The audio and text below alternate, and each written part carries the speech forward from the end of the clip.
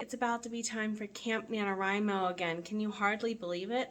I'm going to be honest. What we're going to go over today can be applicable to authors at any time in the year, but these challenge writing months are when we're going to feel it most, especially if life has been unkind to you in foul ways.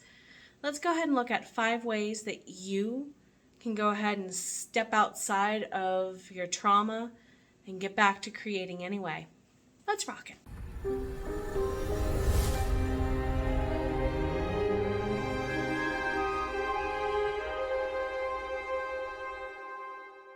Welcome on back, everybody. My name is Jenna O'Malley. I am your soul writer, author of sci-fi fantasy with dashes of romance and nerdy references.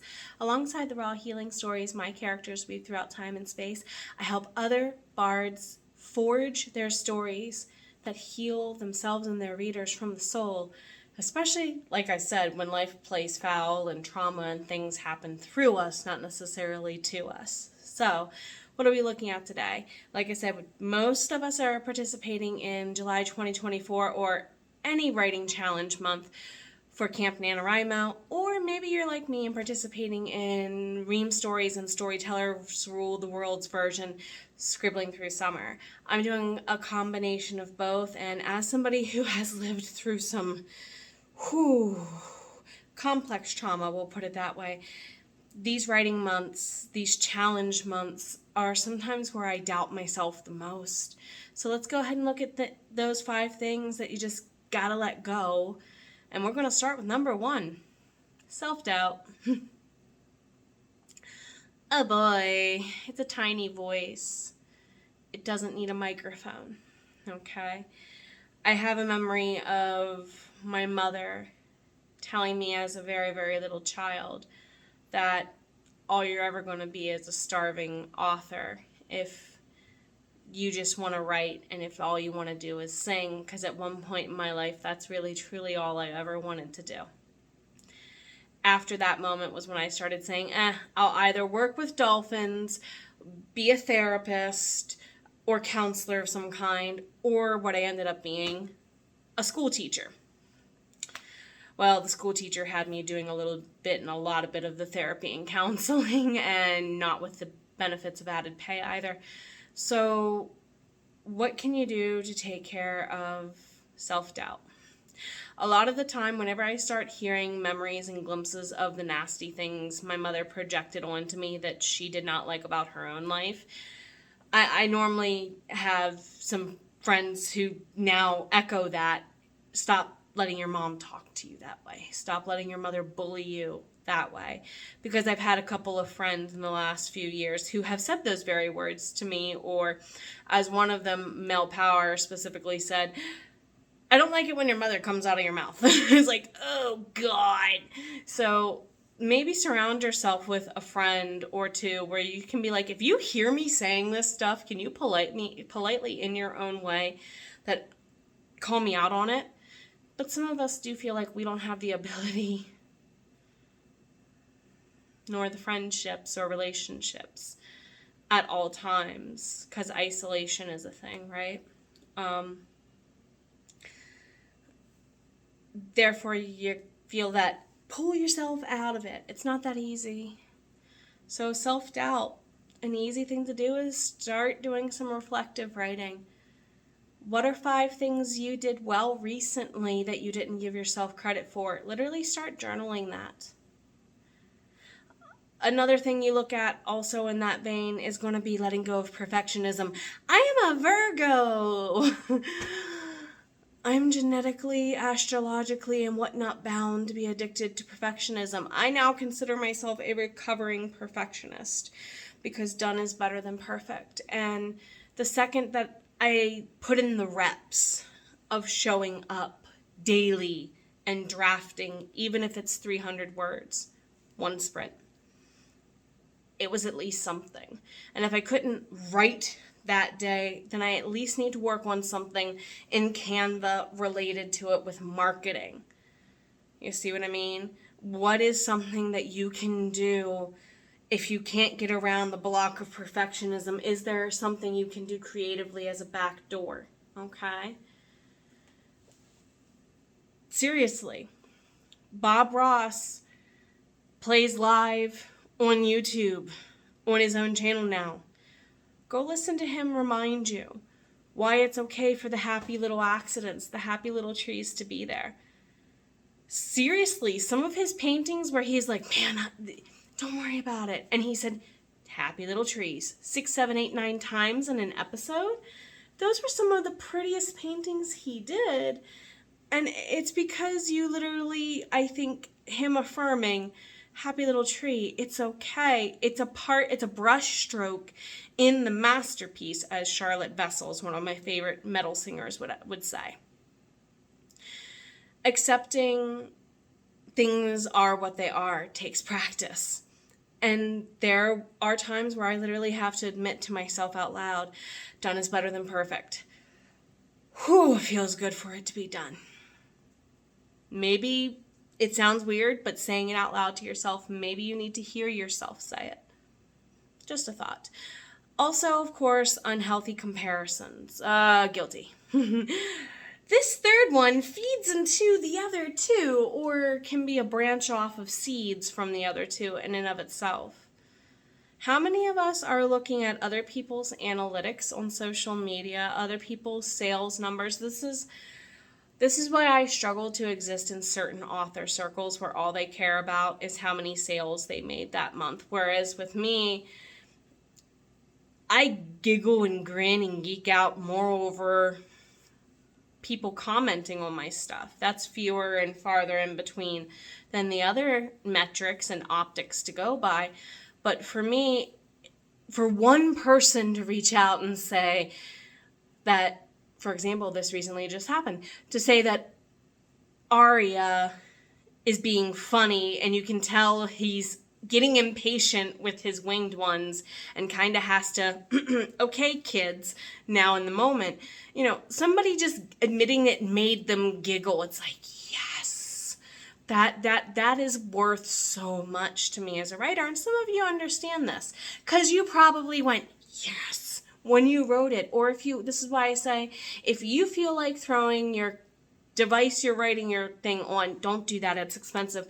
Across the room, kind of like you did with stuff when you were a reader, your reader himself is more likely going to want to go ahead and do that. They'll feel it. That intentionality is there. So let go of unhealthy comparisons. If you're going to compare to yourself. That has been a huge help with my growth here on YouTube in the last year. I started looking at only my analytics when I come on here. If I see a friend is close to needing over a hump, I'm going to share the word and get them over a hump. Subscribers wise, and share out news that they're doing stuff and whatnot and brag on them.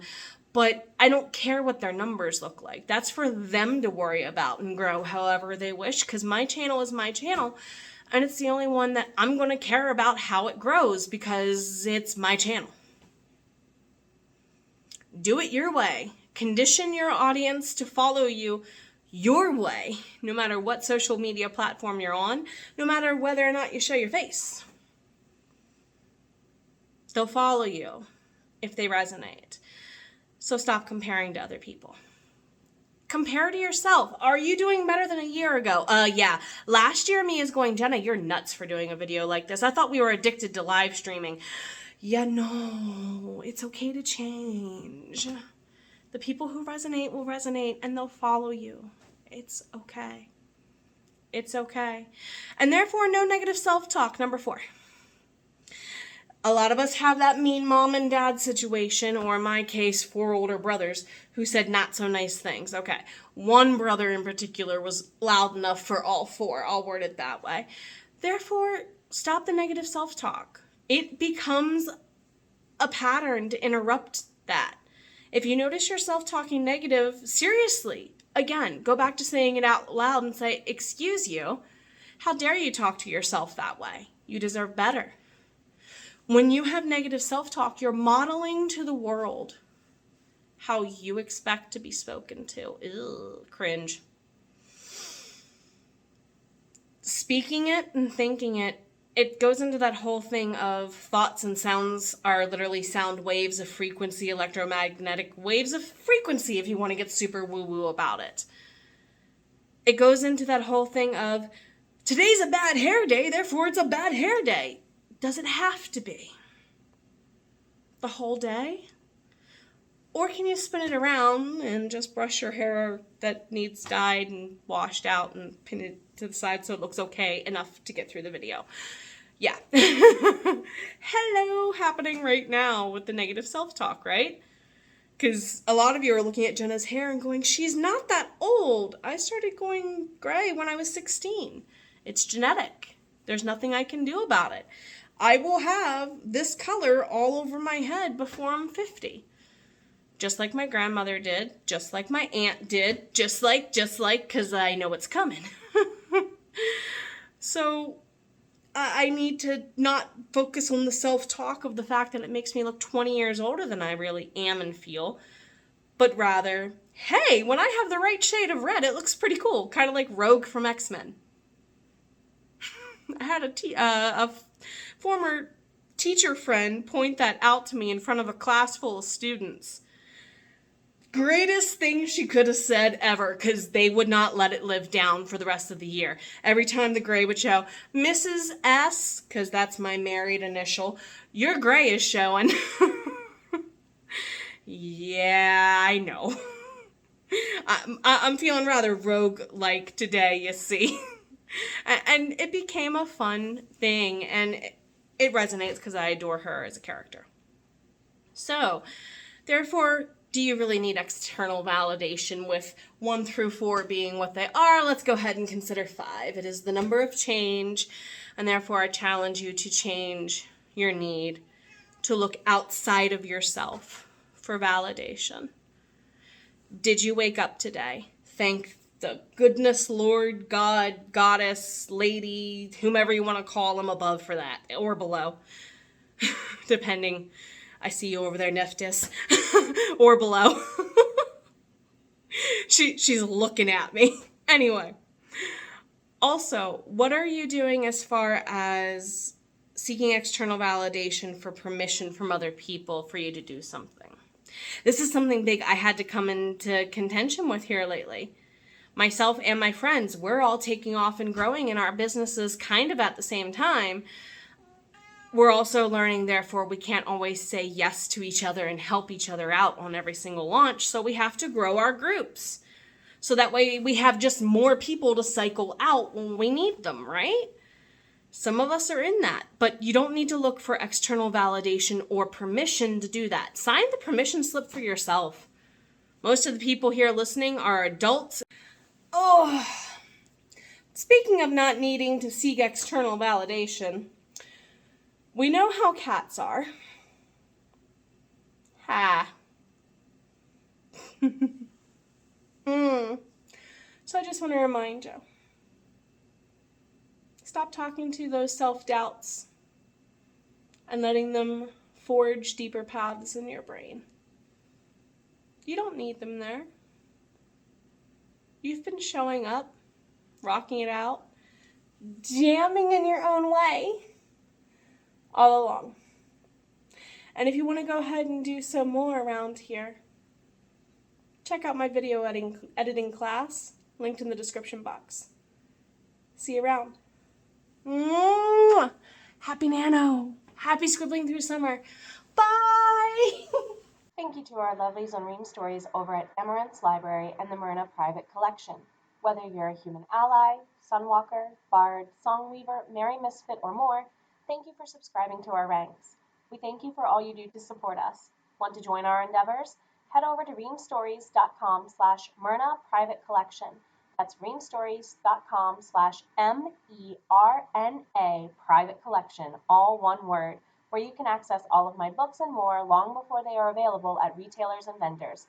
Hope to hang out with you there soon.